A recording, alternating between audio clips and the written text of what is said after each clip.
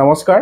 study and learn Assam YouTube চেনেলত সকলোকে স্বাগতম জনাইছোঁ লগতে আমাৰ নতুন চেনেল যেটো কৰ্ম সংস্থাপন বুলি আছে সেই চেনেলটোত যদি কোনোবাই ভিডিওটো চাই আছে তেনে সকলোকে আমি এই চেনেলটোলৈ স্বাগতম জনাইছোঁ আজি এটা বিশেষ কাৰণৰ ফলত আমি ভিডিওটো প্ৰস্তুত কৰিলোঁ তোমালোকে যিসকলে কৰ্ম সংস্থাপনত চাই আছে অলৰেডি চাগে তোমালোকে গম পাইছে আৰু যিসকলে study and learn Assam YouTube চেনেলত চাই আছে তেখেতলোকক জনাই আছোঁ যে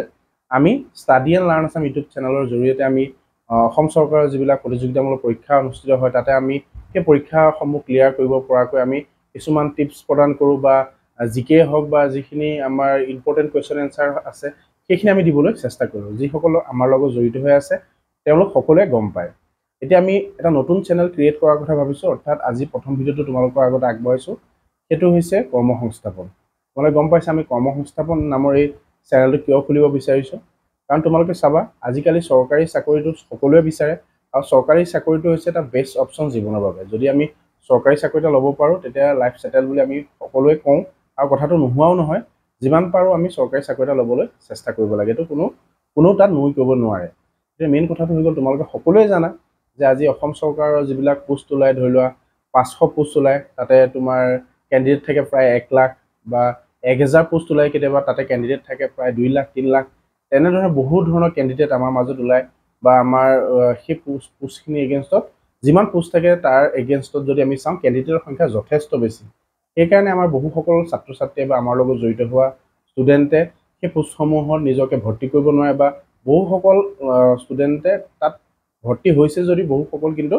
হতাশাত ভোগা দেখা গৈছে এনেকুৱাও হৈছে বহুসকলৰ নিজৰ বয়স গুচি গৈছে বহুসকলে এই স্পৃহাটোৰ পৰা আঁতৰি যোৱা দেখা গৈছে যিসকলৰ বয়স বৰ্তমানো আছে চৰকাৰী চাকৰিৰ বাবে মই তেখেতলোকক কওঁ যে তোমালোকে চৰকাৰী চাকৰি আশাটো এতিয়াই বাদ নিদিয়া তোমালোকে যিমান পাৰা চেষ্টা কৰা চৰকাৰী চাকৰি এটা পাবৰ বাবে তাৰ বাবে আমি যিখিনি কৰিব লাগে আমাৰ চেনেলৰ জৰিয়তে আমি কৰি আছোঁ তোমালোকে চাই যাবা এইটো হৈছে ষ্টাডি এণ্ড লাৰ্ণৰ আমাৰ মূল লক্ষ্য বা উদ্দেশ্য এতিয়া যদি চাওঁ আমি কৰ্ম সংস্থাপন যিটো আমাৰ নতুন চেনেল তাত আমি এনেধৰণৰ কিছুমান ভিডিঅ' প্ৰস্তুত কৰিবলৈ চেষ্টা কৰিম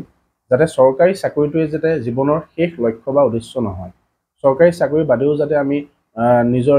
জীৱনটো ধুনীয়াকৈ পাৰ কৰি নিব পাৰোঁ বা বিভিন্ন কৰ্ম সংস্থাপনৰ জৰিয়তে যাতে আমি জীৱনটো আগুৱাই লৈ যাব পাৰোঁ সেই লক্ষ্য বা উদ্দেশ্যৰ আগত ৰাখি আমি এই কৰ্ম সংস্থাপন নামৰ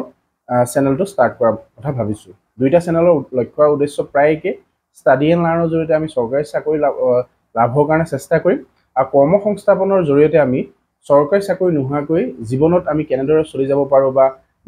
জীৱনত আমি কেনেদৰে সংস্থাপিত হ'ব পাৰোঁ সেই বিষয়ে আলোচনা কৰিম আৰু শেষত মই আকৌ এবাৰ কৈছোঁ তোমালোকৰ যদি বয়স আছে তোমালোকৰ ধৈৰ্য তোমালোকে বঢ়োৱা তোমালোকে ফাৰ্ষ্ট প্ৰিফাৰেঞ্চ হিচাপে চৰকাৰী চাকৰি লোৱা কাৰণ সকলোৱে কয় চৰকাৰী চাকৰিটো বেষ্ট অপশ্যন জীৱনৰ বাবে লাইফ সেটেল হৈ যায় বুলি কয় যদি চৰকাৰী চাকৰি এটা লাভ কৰিব পাৰে সেইবাবে আমি study and learn Assam YouTube চেনেলটো ষ্টাৰ্ট কৰিছিলোঁ আৰু আমি কৰ্ম সংস্থাপনটোৰ লগতে আমি ষ্টাৰ্ট কৰিছোঁ এতিয়া যিসকল কেণ্ডিডেটৰ বয়স পাৰ হৈ গৈছে তেওঁলোকে খুব ভালদৰে এই যদি চেনেলটো